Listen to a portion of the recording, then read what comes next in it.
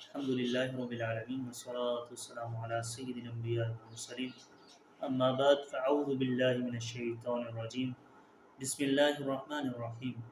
واما بنعمت ربک فحدث صدق اللہ مولانا العظیم وصدق رسولہ النبی الکریم ونحن علی ذلک من الشاہدین والشاکرین والحمد للہ رب العالمین۔ اللہ رب العزت نے قرآن مجید فرقان حمید میں ارشاد فرمایا کہ اللہ کی نعمتوں کو، اپنے رب کی نعمتوں کا خوب چرچا کرو، ان کو خوب بیان کرو۔ آج چونکہ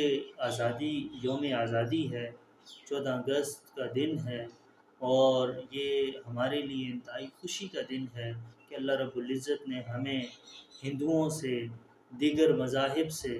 جدا کر کے ایک علیحدہ اپنی ریاست بنانے کی توفیق عطا فرمائی، اور یہ اللہ کا ہم پر فضل عظیم ہے، احسان ہے کہ آج ہم آزادی کے ساتھ اپنے رب کی عبادت کر سکتے ہیں، اپنے سارے معاملات، اپنے اسلامی رسم و رواج، طور طریقے قائم کر سکتے ہیں۔ تو یہ اللہ کا فضل ہے، اور بالخصوص ان بزرگوں کا، ان ہستیوں کا، ان علماء کا ہم شکریہ ادا کرتے ہیں، ان محسنوں کا کہ جن کے توسل سے اللہ رب العزت نے ہمیں یہ ملک عطا فرمایا،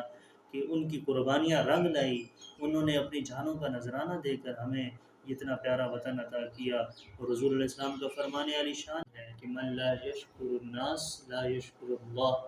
کہ جو لوگوں کا شکریہ ادا نہ کرے وہ اللہ کا شکریہ ادا نہیں کرے گا۔ تو یہ ہم ان کا شکریہ ادا کرتے ہیں، ان محسنوں کو سلام عقیدت پیش کرتے ہیں کہ جنہوں نے اپنی جانوں کو قربان کر کے ہمیں اتنا پیارا وطن عطا فرمایا، اور ان کا شکریہ ادا کرنے کے لیے ہمیں